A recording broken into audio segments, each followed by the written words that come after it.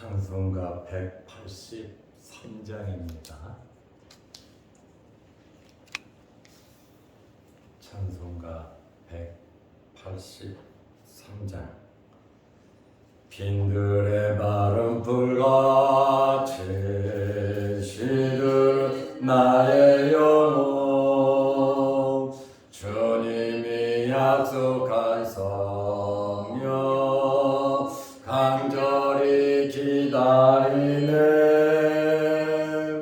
가물음의 마른 땅에 단비를 내리시듯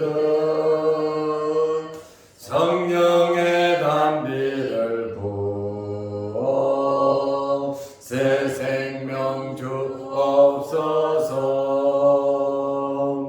반가운 빗소리 들려 산천이 춤을 추네. 봄비로 내리는 성령 내게도 주옵소서. 가물음의 마른 땅에 단비를 내리시듯 성령의 단비를 부어 새 생명 주옵소서. 절 따라 우러를 내려 조목이 무성하니 갈급한 내 심령 위에 성령을 부으소서. 가물음의 마른 땅에 단비를 내리시듯 성령의 단비를 부어 새 생명 주옵소서. 참되신 사랑의 언약 어길 수 있사오랴. 오늘의 흡족한 은혜 주실 줄 믿습니다. 가물음의 마른 땅에 단비를 내리시듯 성령의 단비를 부어 새 생명 주옵소서.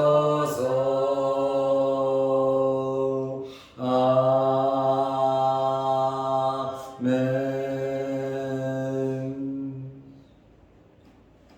사도신경으로 우리의 신앙을 고백하겠습니다. 전능하사 천지를 만드신 하나님 아버지를 내가 믿사오며 그 외아들 우리 주 예수 그리스도를 믿사오니 이는 성령을 잉태하사 동정녀 마리아에게 나시고 본디오 빌라도에게 고난을 받으사 십자가에 못 박혀 죽으시고 장사한 지 사흘 만에 죽은 자 가운데서 다시 살아나시며 하늘에 오르사 전능하신 하나님 우편에 앉아 계시다가 저리로서 산자와 죽은 자를 심판하러 오시리라. 성령을 믿사오며 거룩한 공회와 순도가 서로 교통하는 것과 죄를 사하여 주시는 것과 몸이 다시 사는 것과 영원히 사는 것을 믿사옵나이다. 아멘. 하나님의 말씀 누가복음 9장 51절에서 56절 말씀까지 보겠습니다. 예수께서 승천하실 기약이 차감해 예루살렘을 향하여 올라가기로 굳게 결심하시고 사자들을 앞서 보내심에 그들이 가서 예수를 위하여 준비하려고 사마리아인의 한 마을에 들어갔더니 예수께서 예루살렘을 향하여 가시기 때문에 그들이 받아들이지 아니하는지라. 제자 야고보와 요한이 이를 보고 이르되 주여 우리가 불을 명하여 하늘로부터 내려 저들을 멸하라 하시기를 원하시나이까. 예수께서 돌아보시며 꾸짖으시고 함께 다른 마을로 가시니라. 아멘. 56절 말씀까지 보았습니다. 예수님께서 굳게 결심을 하셨습니다. 이 표현, 예수님께서 굳게 결심을 하셨다. 무엇을 결심하셨습니까? 예루살렘으로 올라가시기로 굳게 결심을 하셨습니다. 누가복음 9장 51절에 예수께서 승천하실 기약이 차감해 승천하실 기약이 다가왔다는 것. 예루살렘을 향하여 올라가기로 굳게 결심하고 예수님께서 예루살렘에 올라가시면 어떤 일이 생긴다고 말씀하셨습니까? 첫 번째 고난에 대한 말씀을 하셨습니다.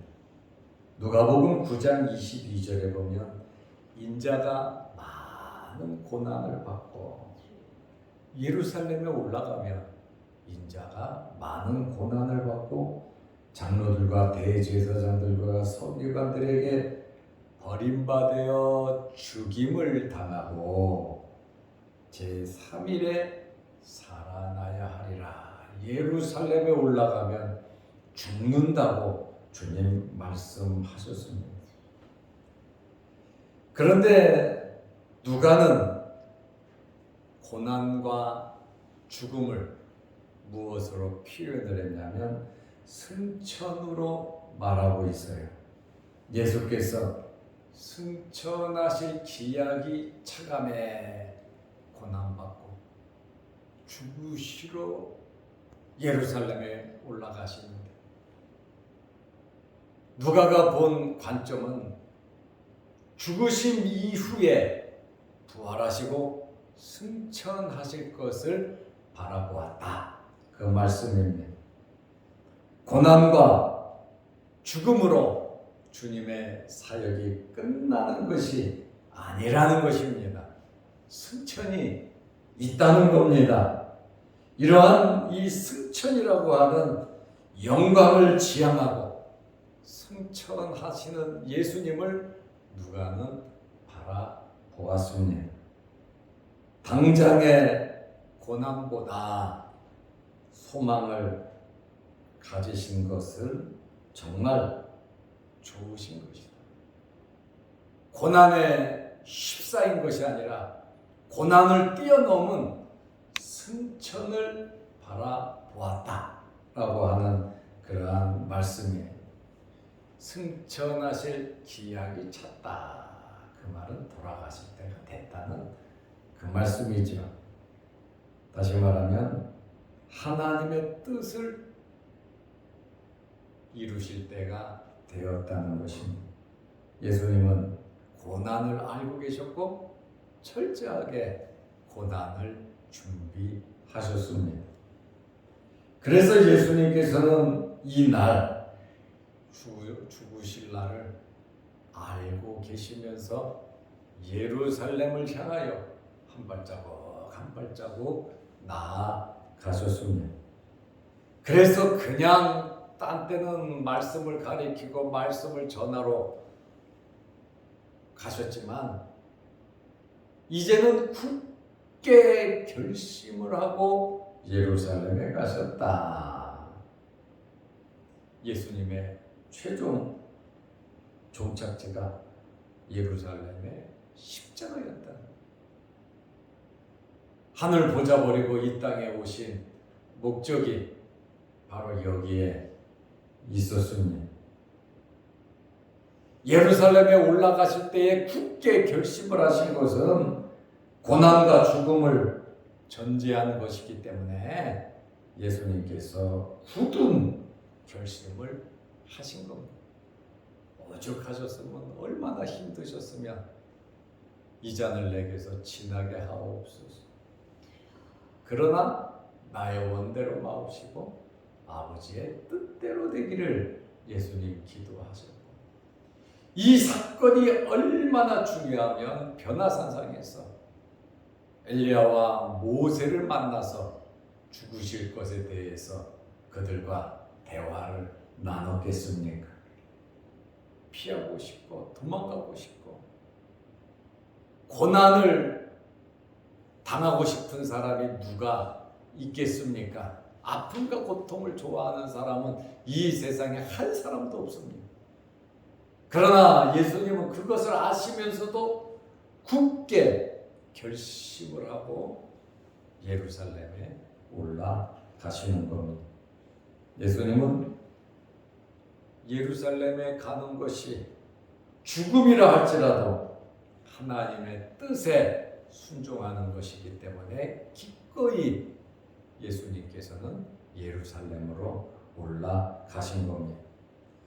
그런데 예루살렘으로 올라가려고 하면 사마리아를 통과하는 것이 지름길이에요. 중앙을 바로 통과해서 예루살렘으로 가야 했습니다. 그래서 누가복음 9장 52절에 사자들을 앞서 보내시매 그들이 가서 예수를 위하여 준비하려고 사마리아 이내 한 마을에 들어갔더니 예수님이 먼저 보낸 제자들은 사마리아로 들어갔어요. 그들이 왜 갔냐? 예수님을 위하여 준비하려고. 식사하셔야 되잖아요. 그리고 쉬셔야 되잖아요. 그렇다 보니까 선발대를 먼저 보내신 겁니다. 예수님 주변에 12제자가 있지요. 그리고 갈릴리에서부터 예수님을 따르던 여인들이 있었죠. 그리고 이제 10장으로 넘어가면 70인을 전도대로 또 보내시거든요. 다 연결이 되거든요. 그러니까 예수님 주변에는 수십 명이 항상 있었다는 거예요. 그런데 이렇게 많은 사람이 그냥 아무데나 다닐 수는 없잖아요. 그렇다 보니까 이제 사마리아라고 하는 그 땅을 지나 예루살렘으로 가야 하셨기 때문에 선발대를 먼저 보내서 준비시킨 겁니다. 갈릴리에서 예루살렘으로 가려면 사마리아를 통과하는 것이 지름길이고 직방길입니다. 가까운 길입니다. 그래서 제자들을 사마리아로 준비하라고 먼저 보냈죠. 그런데 유대인과 사마리아 사람과는 사이가 좋지 않습니다. 진짜 원수같이 서로 지내고 있기 때문에 관계가 좋지 않습니다. 역사 깊은 불화와 반목이 있었습니다. 이스라엘 사람들은 사마리아 사람을 같은 동족으로 생각하지 않았습니다. 그리고 이방인 취급을 했고 개같이 취급을 해버렸습니다.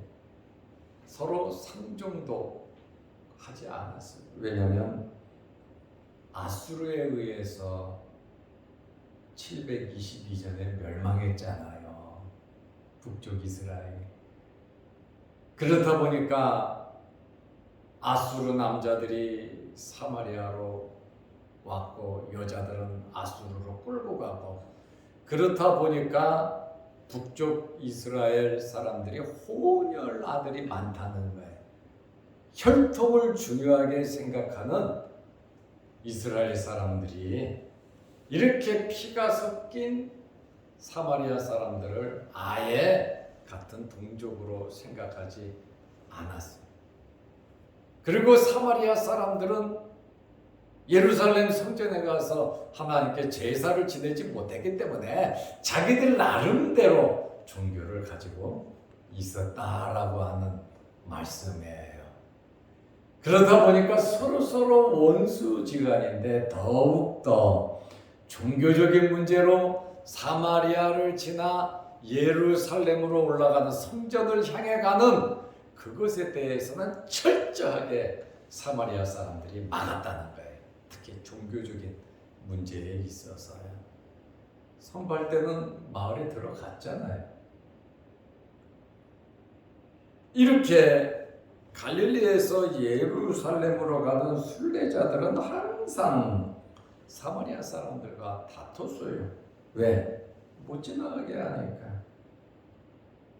사마리아 사람들 때문에 순례자들은 가까운 사마리아로 가지 않고 멀리 베레아로 돌아서 예루살렘으로 갔습니다.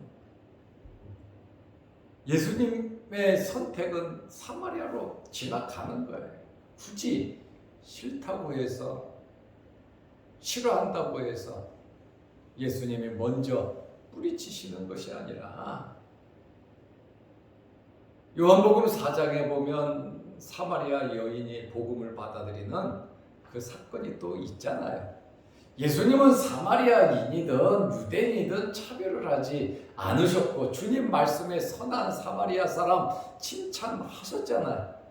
예수님은 사람을 구별하시는, 차별하시는 분이 아니셨어요. 사마리아를 멸시하시거나 부정하지 않으시고 편견 없이 사마리아 사람들을 품으시는 것이 예수님의 마음이고, 또 사마리아로 들어가셨더라면 아마 사마리아 사람들에게도 놀라운 구원과 은혜로운 말씀이 전파됐을 거예요. 그런데 누가복음 9장 53절에 보면 예수께서 예루살렘을 향하여 가시기 때문에 예루살렘에는 성전이 있잖아요. 하나님께 제단을 쌓잖아요. 사마리아 사람들이 더욱더 싫어한 것이 바로 이 종교, 신앙 문제였거든요. 그래서 예수께서 예루살렘을 향하여 가시기 때문에 그들이 받아들이지 아니하는지라 감히 예수님을 거부했습니다. 누가요? 사마리아 사람들. 우리도 잘못된 편견과 잘못된 생각을 가지면 사마리아 사람들처럼 예수님을 거부하고 하나님을 거부하고 신앙을 거부할 수 있습니다. 내 잘못된 생각과 편견이 하나님의 말씀을 거부할 수도 있다는 것을 우리는 알아야 합니다. 사마리아 사람들은 예수님을 받아들이지 않았습니다.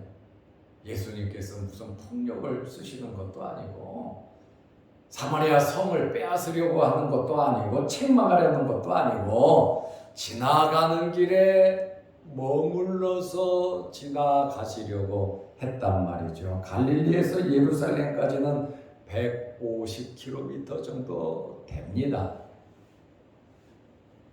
무슨 손해를 끼치시려고 한 것도 아님에도 불구하고 사마리아 사람들은 예수님을 몰라봤고 예수님을 거부했고, 어떤 면에서 사마리아 사람들은 좋은 기회를 놓치고 말았습니다. 사마리아 안에 말씀을 들을 사람, 거기서 병자가 고침받을 사람 정말 있었을 거예요. 그러나 이렇게 거부함으로 기회를 놓쳤다라고 하는, 예수님의 일을 방해하는 그러한 죄를 모르면서도 자기들의 악감정으로 이렇게 죄를 범하고 말았습니다.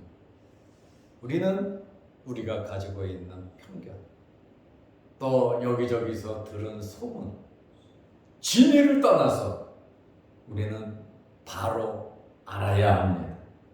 예수 그리스도를 잘 믿고 우리는 편견을 버리고 말씀대로 순종하면서 살아야 합니다.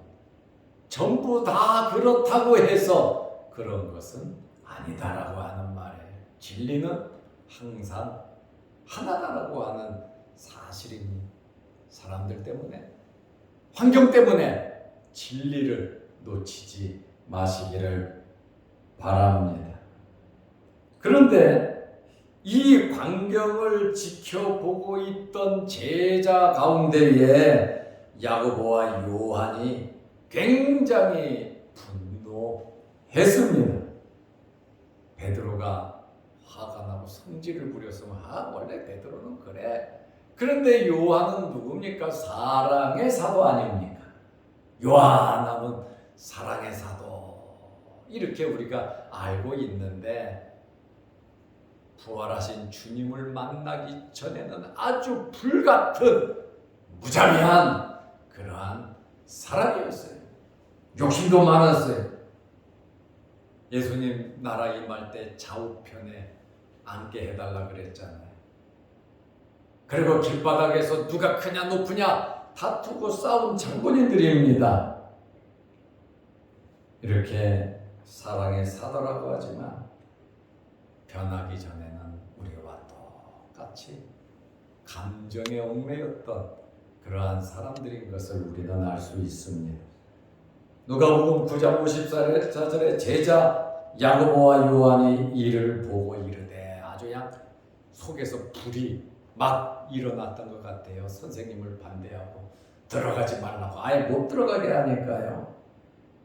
주여, 우리가 풀을 명하여 하늘로부터 내려 저들을 멸하라 하시기를 원하나이다. 하늘에서 불을 내려 저들을 다 멸망시켜버리지. 주님에게는 그런 능력이 있다는 것을 믿었죠. 그리고 귀신을 쫓아내고 병자 고치는 그런 오병이어의 여러 가지 많은 능력을 체험했기 때문에 무리도 걸었고 이런 여러 저런 광경을 보았기 때문에 이들은 그냥 화가 나가지고 감정이 앞서가고 저들을 멸하라고 주님께 말했죠. 야고보와 요한에게 예수님께서 별명을 하나 붙여주셨는데 보아너의 아들, 우레의 아들이라고 하는 별명을 붙여주셨어요. 이처럼 성격이 굉장히 급했기 때문에 변화되지 않으면 이렇습니다. 주님 제대로 만나지 못하면 우리도 옛날 성격 그대로 불쑥 신앙생활하면서 주의 일하면서 우리 성격이 튀어나올 수도 있다는 거예요. 우리 자신을 잘 관리하고 다스려야 하는 것입니다. 순간적으로 흥분하여 보복 조치를 제안했습니다. 아직 이들은 복음과 메시아의 사역을 깨닫지 못했습니다. 이러한 제자들의 반응에 대해서 아마 다른 제자들도 똑같았을 거예요. 예수님의 반응은 어떻습니까? 누가복음 9장 55절에 예수께서 돌아보시며 꾸짖으시고 야고보와 요한을 예수님께서 돌아보시면서 꾸짖으셨다. 예수님께서 바로 이렇게 행동으로 옮겨 꾸짖으신 것을 봐서 제자들의 말은 일고의 가치가 없다, 쓸데없는 소리를 했다라고 하는 그러한 말씀입니다. 눈은 눈으로 이는 이로 갚으라고 하는 율법의 원칙이 있지만 예수님의 사랑은 율법을 능가하는 율법의 근본 정신인 사랑을 예수님께서는 말씀하신 겁니다. 그리고 예수님께서 제자들을 데리고 가자 하고 사마리아로 가지 않으시고 다른 마을로 가셨어요. 정말 사마리아 사람들은 기회를 놓쳤죠. 누가복음 9장 56절 함께 다른 마을로 가시니라. 예수님이 이런 분이시거든. 원치 않는데 굳이 예수님께서 아쉽게 사정할 필요는 없다. 오히려 사마리아 사람들이 사정해야죠. 오히려 우리가 무릎을 꿇고 주님께 나아가야죠. 우리가 오히려 말씀대로 순종하고 살아야 되지 않겠습니까? 우리 감정대로, 우리 성격대로, 내가 들은 대로, 내 생각대로 말하고 행동한다면 어떻게 하나님의 거룩하신 뜻이 이루어지면 우리가 예수님을 믿는 예수님의 제자라고, 예수님을 따른다고 말할 수 있겠습니까? 일전에 거라사 사람들이 돼지떼 사건 아시죠? 그 사람들이 나와서 떠나기를 요청하니까 예수님 그냥 그 마을에 들어가지 않으셨습니다. 기회는 항상 있는 것이 아닙니다. 우리가 이 땅에 살아가면서 정말 기회를 놓치지 마시기를 바랍니다. 기회는 항상 있는 것이 아닙니다. 예수님께서 평화롭게 문제를 해결하셨고 개인의 감정을 드러내지 않으시고 섭섭함을 토로하지 않으시고 순리대로 해결하셨습니다. 비효율적이고 폭력이 아닌 사랑의 방법, 원치 않는데 인격적으로 원하지 않는데 굳이 예수님은 아쉬울 것이 없으셨다라고. 그러나 안타까운 마음도 있고 불쌍한 마음도 있으셨겠죠. 우리는 성경의 이러한 여러 가지 사건을 통해서 예수님을 알아야 되고 예수님의 마음을 알아야 되고, 우리는 이러한 사건을 통해서 우리는 어떤 행동을 하고 어떻게 살아야 하는가. 우리는 여러 사건을 통해서, 말씀을 통해서 우리 자신들을 돌아보면서 나는 어떻게 행해야 되며 나는 어떻게 살아야 하는가를 좌표를 찍고 우리는 살아야 하는 것입니다. 말씀 속에서 예수님을 발견하고 말씀 속에서 오늘 하루를 내가 어떻게 살아야 하며 우리 남은 생애를 어떻게 살아야 하는가 깊게 생각하면서 주님의 말씀대로, 주님 행하신 대로 굳게 결심하신 예수님처럼 저와 여러분도 말씀 붙잡고 말씀대로 살기를 굳게 결심하시기를 바랍니다.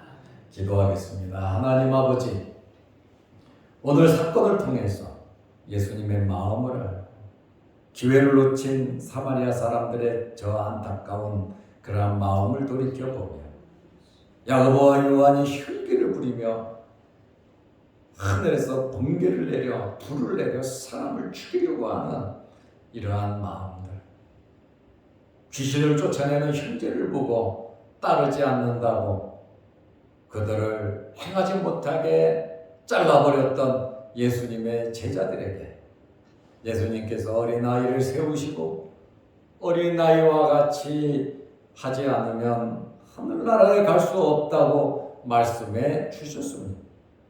예수님의 이러한 말씀을 들었음에도 불구하고 야고보와 요한 감정을 내세우고 하늘의 불로서 사람을 멸하려고 하는 그러한 나쁜 마음을 가진 것을 볼 때에 우리 또한 주님 만나지 못하고 말씀의 은혜 속에 사로잡히지 않으면 우리도 이와 똑같은 감정적인 삶을 살아갈 수밖에 없다는 사실을 고백하며 항상 우리는 말씀 안에, 은혜 안에 여러 사건을 통해서 예수님의 마음, 하나님의 뜻을 헤아려 알게 하옵소서.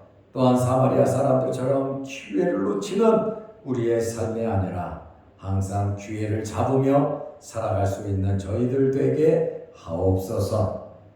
오늘도 이 새벽에 기도합니다. 하늘문 열리게 하시고 응답하여 주옵시고 영상 유튜브를 보면서 말씀으로 은혜 받고 또 말씀대로 살아가기 원하는 성도들에게도 크신 은혜 베풀어 주옵소서. 비가 계속 오고 있습니다. 여러 사고 나지 않도록 하나님께서 지켜 주옵소서. 예수님의 이름으로 기도드리옵나이다. 아멘. 하늘에 계신 우리 아버지여, 이름이 거룩히 여김을 받으시오며 나라 임하옵시며 뜻이 하늘에서 이룬 것처럼 같이 땅에서도 이루어지이다. 오늘날 우리에게 일용할 양식을 주옵시고 우리가 우리에게 죄 지은 자를 사하여 준 것 같이 우리 죄를 사하여 주옵시고 우리를 시험에 들게 하지 마옵시고 다만 악에서 구하옵소서. 대개 나라와 권세와 영광의 아버지께 영원히 싸움나이다. 아멘. 자유롭게 기도하시기 바랍니다.